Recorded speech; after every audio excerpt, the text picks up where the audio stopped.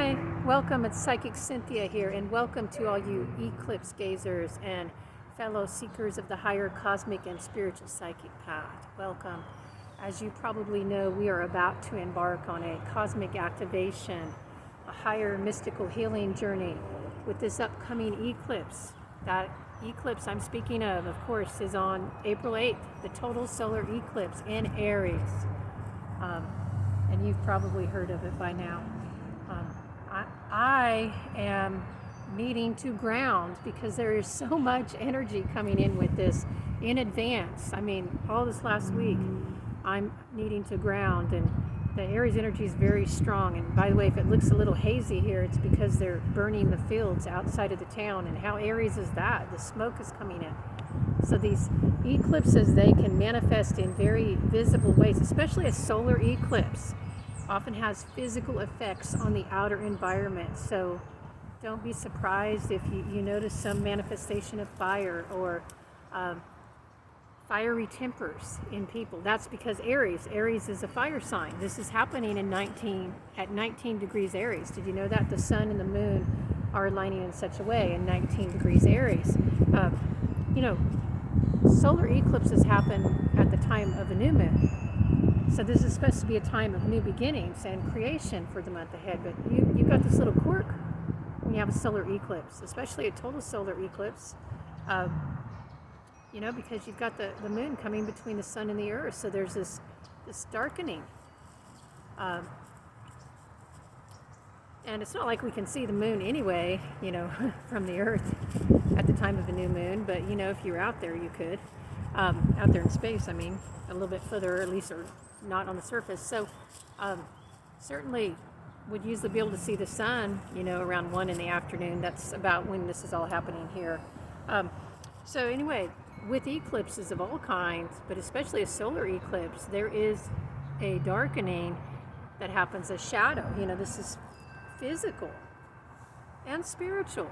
The shadow, the obscuring of the light, okay? The going into the underworld is how I think of it, going into the shadow side of the self. So maybe it's not the most fantastic time for new beginnings, or let's put it this way, new beginnings could be, slower, delayed, more complicated. And that's even more true because we also have Mercury in retrograde at the same time that this is happening. So a lot of energy here, but okay, one thing to cue into, first of all, you might not be feeling very grounded. And that's not necessarily a bad thing. Sometimes we want to soar up into the, other realms, but with an eclipse, a total solar eclipse, there can be a lot of grief that comes up, especially with this one because it is precisely conjunct Chiron. This is about as precise as you can get. This isn't like 2 degrees off, okay? They are coming together, the sun and the moon, with Chiron and Aries. Chiron and Aries, these are the wounds of our identity, the deepest wounds of childhood, perhaps, the wounds that are in our core. What is broken and what needs healed. It's also, a path of higher healing and learning, because in our wounds lies the possibility for a genius. This is how we learn, by going through the processes of healing. This is how we refine ourselves to become teachers. Chiron the centaur in mythology was a master teacher, and we all have the potential to be a teacher in our own way. Now, we can't be a teacher in everything, and I see sometimes people, get confused about, they want to be a teacher in this area, but they're not really equipped. When you've healed something, when you've resolved it, then you're equipped, okay?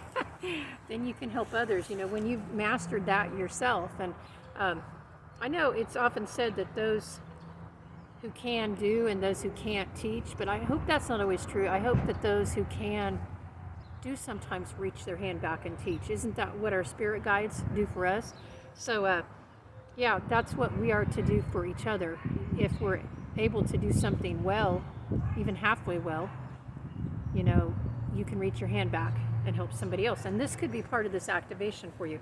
But listen, with any eclipse, total solar eclipse, I think, but especially with the Chiron coming in, there can be a lot of, the unresolved issues coming up, and a lot of grief, I would think, grief around relationships, partnerships, again, your identity, the core identity.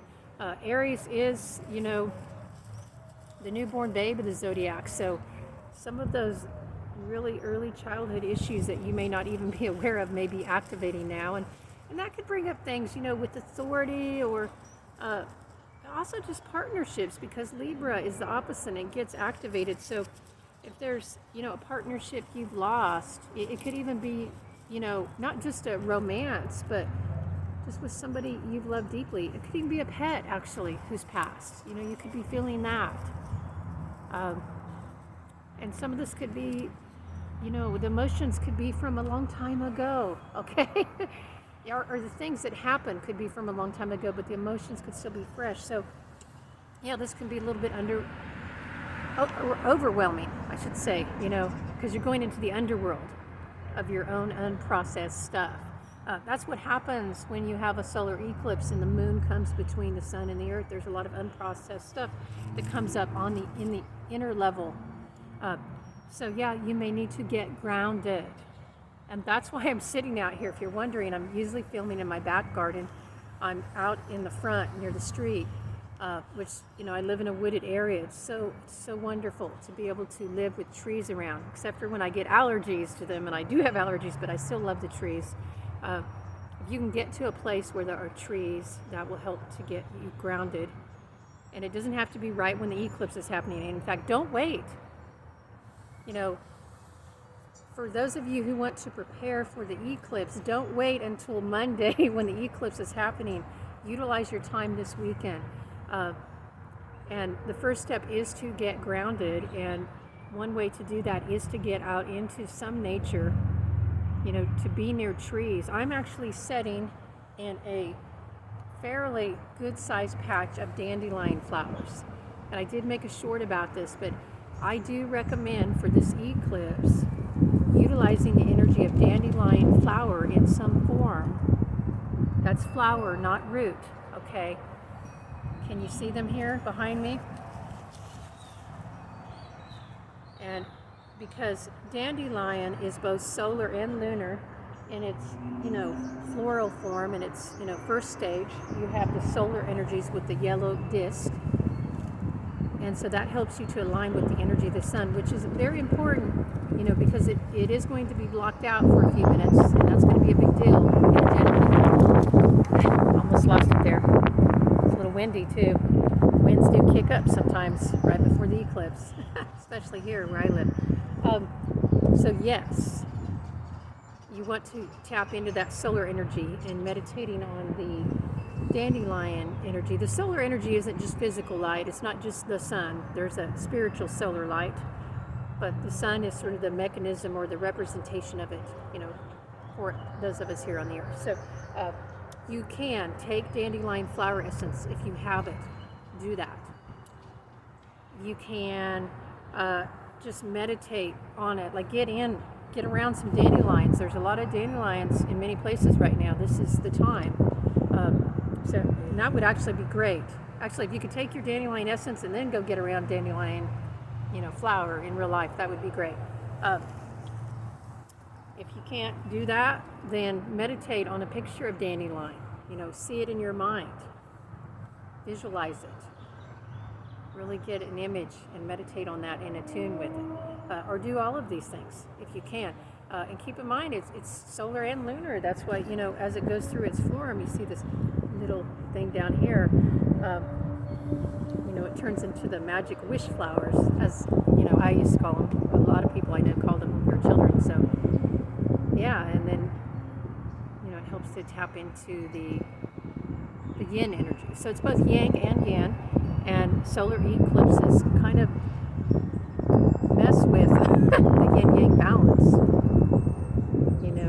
It does throw us off equilibrium. I mean, yes, there's tremendous potential for healing, for stepping into new transformation, especially because of the Chiron, okay? For overcoming your circumstances. So this could be part of getting grounded too for the eclipse and getting ready this weekend. Set some intentions. And I want you to think it from both the yin and the yang, okay? And in terms of being receptive and being active, what you want to receive in life and what you want to create. And those might be two different things, okay? Because sometimes, you want to experience something in life and you have no idea of how to create it. When that's the case, just set the intention that you're open to receive, or that you're open to receive the guidance of how to create it, okay? And also think about not just getting, but think about letting go. Set the intentions about what you want to receive, what you want to create, what you would like to manifest for the next 6 months, especially the next couple of months, I would say 2 to 3 months. And then also get real about what you want to release, what you need to release. Think about what you might need to release to open to receive. This is so powerful. This is so powerful. And listen, if you're not even sure right now what you want to receive, then just think about what you want to release. Go around, look around. Where is the clutter in your life, or where is the weight? Where is the burden? Where is what's not working for you anymore? Where are you enslaving yourself or letting you be enslaved?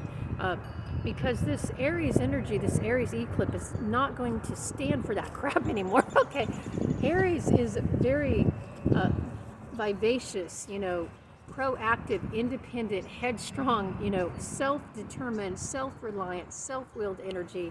It will not stand for anyone, restraining its will. Now, this might not be great for relationships, by the way.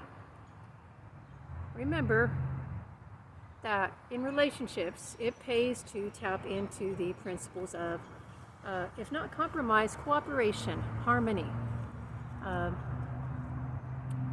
understanding.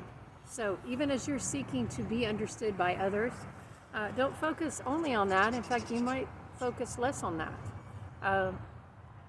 The true path to freedom and liberation is not caring what others think about you, not caring what name or title they call you by.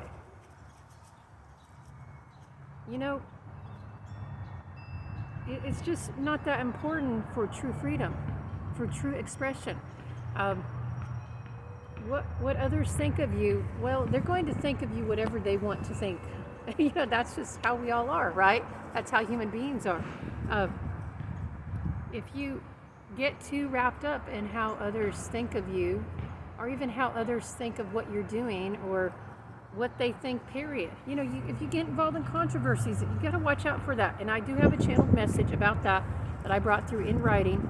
If you want to get that message, please check out my cosmic newsletter, because I did bring it through in writing, so it's not great for video. So yeah, I'll share that with you. But one thing my guides have said about this upcoming eclipse is that we need to watch out for getting involved in controversies and dramas that really don't relate to us. And just look at the issue. If it divides people, if it uses language, if the conversation is using language that puts people in a camp of either or, if it encourages people in feeling offended, that's what you want to get away from that. Those kinds of conversations, and those are waste of your God force, your life force energy. Those are not constructive, is what my guides said to me. So for us, for this eclipse. So yeah, don't waste time getting involved in controversy right now. Do you really have enough time on this planet to waste in that way? I mean, if you want to, you can. Do you want to be involved in the drama? You want to, get upset because somebody didn't see the world the way you see it, or they didn't, see you the way you wanted to be seen, or maybe they didn't even see you, right? Maybe you didn't feel seen. And yeah, that can hurt. It can hurt the ego a lot, okay? As we move more into our spirit, it always, I think the human self wants to be seen, but the spirit wants to see and to know. Okay, meditate on that. These kinds of things will be opened around this eclipse. And yes, get grounded however you do it. I do recommend dandelion energy, just a really specific way that you may have not heard of. And of course, there's many ways to get grounded. And also just setting some of these intentions will ground you.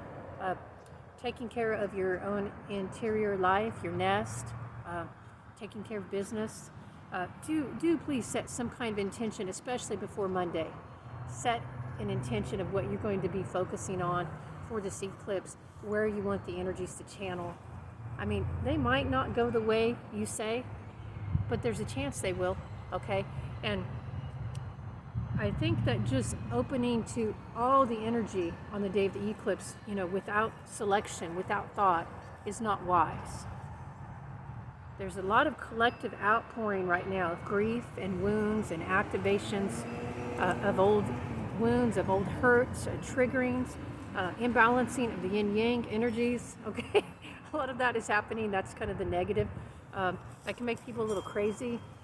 But if you're, more specific about what kind of new beginning, what kind of journey, this is activating through the Aries, but also through the Chiron itself. This is activating the hero's journey, or if you're familiar with tarot, the Fool. So what do you want your hero's journey to be? If you're not sure, you should meditate with your guides and ask them to help you see. You may also undertake a divination for yourself, a reading with the runes or the tarot perhaps, or the I Ching. Whatever works for you. But yeah, you need to tune into your own hero's journey, and get focused on that. Step away from the drama and the controversies and all the friction and the conflict the world wants you to focus on instead of your own path. You're here to focus on your own path, which may include loving and blessing others with your light, of course. But you're not here to be involved in all those controversies and that, unless that's your karma and you want to take that on. And if so, that's your karma because you've chosen it, but it doesn't have to be. It doesn't have to be. Alrighty. Well, I am wishing you a most spiritually productive and uplifting eclipse. I hope that this eclipse lights a fire in your heart and inspires you on your own journey of creation and opening to receive and manifest your higher good. Bright blessings.